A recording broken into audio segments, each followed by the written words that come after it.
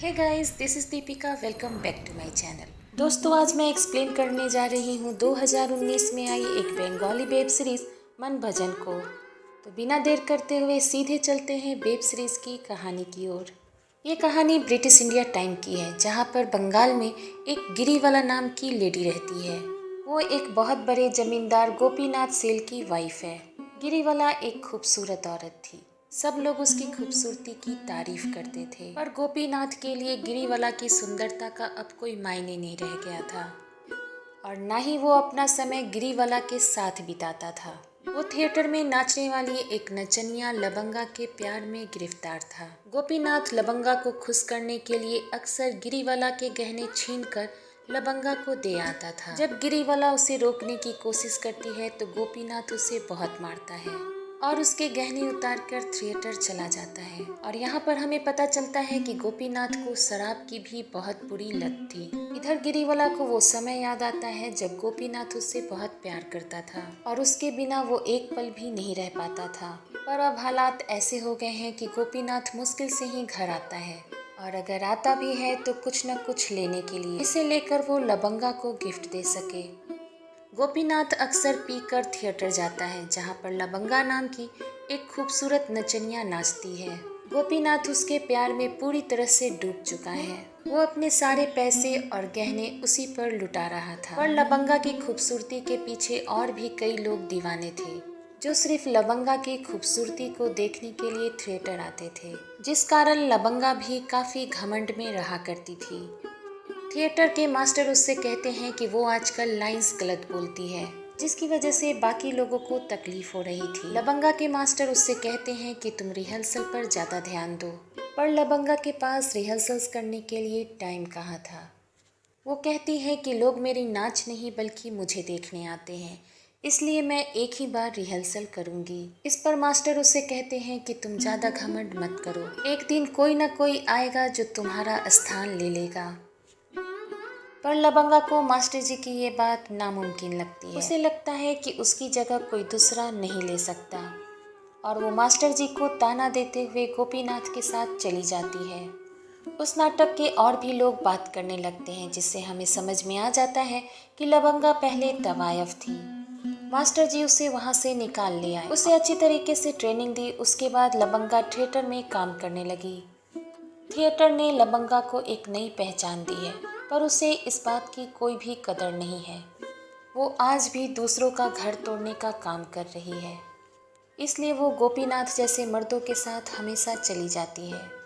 इधर गिरीवाला अपने पति के प्यार के लिए तरस रही थी। गिरीवाला ये जानना चाहती है कि आखिर लबंगा में ऐसा क्या है कि गोपीनाथ उसके पीछे पीछे चला जाता है। वो अपने घर में काम करने वाली एक औरत बोधी को ये कहती है कि वो पता लगाए कि आखिर लबंगा में ऐसा क्या है जो सारे मर्द उसके पीछे पीछे चले जाते हैं। गोटी जाकर लबंगा का नाच देखती है, पर उसे लबंगा इतनी भी अच्छी नहीं लगती। वो गिरीवाला के पास आकर ये बताती है कि लबंगा बिल्कुल भी खूबसूरत नहीं है, ऐसा उसने सिर्फ इसलिए कहा था कि गिरीवाला को अच्छा लगे। वो उसे समझाती है कि थिएटर में अच्छी औरतें काम नहीं करती हैं। उसे अपने पति पर ध्यान देना चाहिए और उसे रिझाने की कोशिश करनी चाहिए। उस दिन गिरीवाला की शादी की सालगिरह होती है। वो अच्छे से तैयार हो जाती है और जब गोपीनाथ घर आता है तो वो उसे रोकने की कोशिश करती है, पर गोपीनाथ उसे मार पीट कर वहाँ से चला जाता है। इस घटना से वो इतनी दुखी होती है कि वो सोच लेती है कि वो अपनी जान ही दे देगी। वो तालाब में कूदने ही वाली होती है, तभी वहाँ बोडी आकर उसे बचा लेती है। और इधर गोपीनाथ अपने अय्यास दोस्तों के साथ शराब पीते हुए थिएटर में नाच देख रहा था, पर यह बिल्कुल साधारण सा नाटक था, इसमें कोई भी नाच नहीं था, जिस कारण गोपीनाथ हल्ला करने लगता है, जिस पर मास्टर जी उस पर चिल्लाते हुए उसे थिएटर से बाहर करने की धमकी दे देते हैं। इधर गिरीवाला कहती है कि उसे एक बार लबंगा को देखना है। वो बोधी के साथ मिलकर पुरुषों का वेश बना लेती है और थिएटर चली जाती है। वो वहां जाकर गोपीनाथ को देखती है कि उसका पति शराब में धुत होकर लबंगा की डांस को एंजॉय कर रहा था। नाटक देखते हुए गिरीवाला भी उस नाटक में खो जाती है। नाटक खत्म होने के बाद वो उसी वेश में लबंगा से मिलने जाती है। वो लबंगा से पूछती है कि उसके पास ऐसा क्या है कि सारे मर्द उसे चाहते हैं। इस पर लबंगा ये कहती है कि किसी भी आदमी को रिझाने के लिए कुछ अदाएं ही काफी होती है। जिस पर गिरीवाला कहती है कि क्या प्यार और मोहब्बत काफी नहीं होता। जिस पर लबंगा जवाब देते हुए कहती है कि मर्दों को प्यार और मोहब्बत तो उसकी माँ भी देती है, लेकिन हर मर्द अपनी पत्नी से कुछ खास चीज चाहता है। गिरीवाला लबंगा की बात समझ जाती है। वो घर जाकर लबंगा की ही तरह तैयार होती है और अपने पति को पास लाने की कोशिश करती है, लेकिन उसका पति नशे में उस वक्त भी लबंगा का ही नाम ले रहा था, जिसकी वजह से गिरीवाला को खुद से और भी नफरत होने लगती है। फिर गिरीवाला ये सोचती है कि अब वो अपने पति के साथ नहीं रह सकती। इसके बाद वो घर छोड़कर जा रही थी, जिस पर उसकी सास उसे रोकने की कोशिश करती है, पर गिरीवाला नहीं मानती। तब हमें पता चलता है कि गोपीनाथ का बाप भी गोपीनाथ की ही तरह अय्याश था। उसने भी शराब और बाहर की औरतों में अपनी जिंदगी बिता दी, लेकिन गोपीनाथ की माँ कभी घर छोड़कर बाहर नहीं निकल पाई। उन्हें इस बात की खुशी थी कि आखिर गिरीवाला इन सभी चीजों से बाहर निकल पाई। जो हिम्मत वो नहीं कर पाई वो गिरीवाला कर रही है। जब वो जा रही थी तो उसे पता चलता है कि लबंगा गोपीनाथ के साथ भाग गई है। गोपीनाथ उस दिन का बदला लेने के लिए लबंगा को लेकर भागा था, जब मास्टर जी उसे थिएटर से निकालने की धमकी दिए थे, क्योंकि बहुत ही जल्दी एक बहुत बड़ा नाटक होने वाला था जिसे लबंगा करने वाली थी। इस तरह से गोपीनाथ अपने अपमान का बदला मास्टर जी से ले लिया था, और लबंगा मास्टर जी को छोड़ना नहीं चाहती थी, पर उसे ये भी डर था कि अगर वो गोपीनाथ के साथ नहीं गई तो वो हमेशा के लिए गोपीनाथ को खो देगी। गोपीनाथ उसे लेकर अपने एक कोठी पर रुका हुआ था। जब गिरीवाला को ये सब पता चलता है तो वो मास्टर जी से मिलने जाती है। वो मास्टर जी से रिक्वेस्ट करती है कि वो लबंगा की जगह काम करना चाहती है।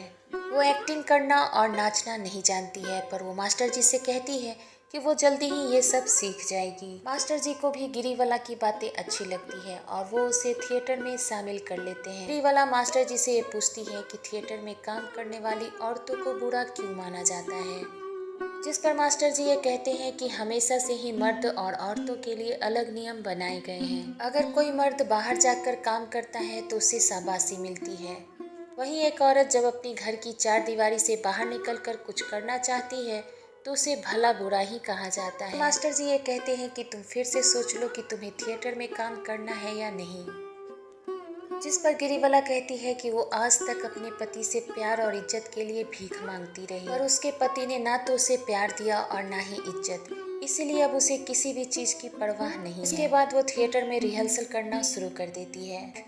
वहीं इधर अब लबंगा का जीवन गिरीवाला की तरह हो गया था। दिन रात गोपीनाथ का इंतजार करना और उसका ख्याल रखना। वो इस बात का इंतजार कर रही थी कि गोपीनाथ उससे कब कहेगा कि वो उससे शादी करना चाहता है, और उससे रहा नहीं गया। वो खुद गोपीनाथ के पास जाकर ये पूछ लेती है कि आखिर वो उससे शादी कब करेगा, पर गोपीनाथ लबंगा से शादी के बारे में कोई भी बात नहीं करना चाहता। एक दिन गोपीनाथ लबंगा से ये पूछता है कि क्या तुम मास्टर जी के साथ कभी सोई हो। इस पर लबंगा को काफ़ी नाराज़गी होती है। वो कहती है कि मास्टर जी मेरे गुरु हैं और गुरु के बारे में कोई ऐसा कैसे कह सकता है। इस पर गोपीनाथ ये कहता है कि अगर मास्टर जी इतने ही अच्छे थे तो वो उसे छोड़कर क्यों आई। उसे हमेशा ये लगता था कि गोपीनाथ उससे इतना प्यार करता है कि वो उससे जरूर शादी करेगा और वो उसे अपने घर लेकर जाएगा, इसलिए वो गोपीनाथ के साथ चली आई थी। इस पर गोपीनाथ उससे कहता है कि उसकी जैसी कई औरतें उसकी जिंदगी में हैं, तो क्या मैं सबके साथ शादी करता फिरूंगा।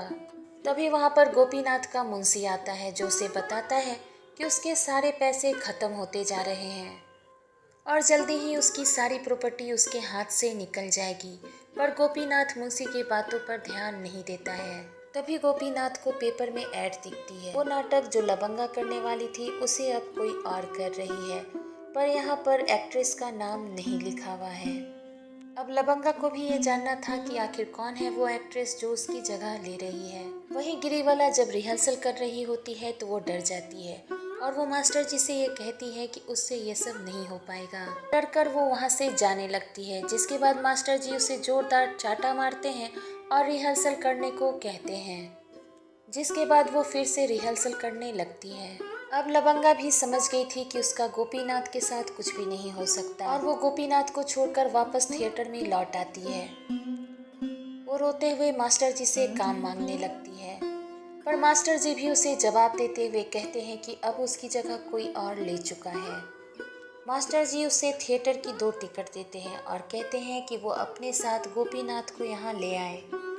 इधर गोपीनाथ की सारी प्रॉपर्टी सीज हो जाती है और उसके अय्याज दोस्त एक एक कर गोपीनाथ को छोड़कर जाने लगते हैं, क्योंकि जब गोपीनाथ के पास पैसा था तो उसके दोस्तों की अय्यासी पूरी हो रही थी। इधर लबंगा गोपीनाथ को नाटक देखने के लिए थिएटर लेकर जाती है।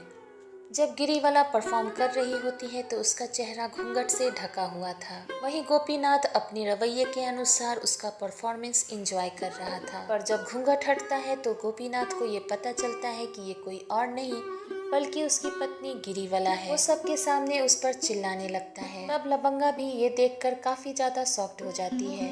मास्टर जी गोपीनाथ को थिएटर से बाहर निकाल देते हैं और इस नाटक को वहीं पर रोक दिया जाता है और लबंगा वहीं रुकी रहती है और गिरीवाला के लिए ताली बजाती है। गिरीवाला को ये लगता है जो मान सम्मान वो अपने पति से चाहती थी अब उसे बाहर वालों से मिल रहा है, इसीलिए वो अपने काम पर ध्यान देगी और थिएटर में काम करती रहेगी। इसके साथ ये वेब सीरीज यहीं पर समाप्त हो जाती है। दोस्तों, आपसे एक छोटी सी अनुरोध है कि अगर आपको वीडियो पसंद आया हो तो कमेंट, लाइक और सब्सक्राइब करना बिल्कुल मत। जल्दी ही मिलते हैं नई वीडियो में नई स्टोरी के साथ।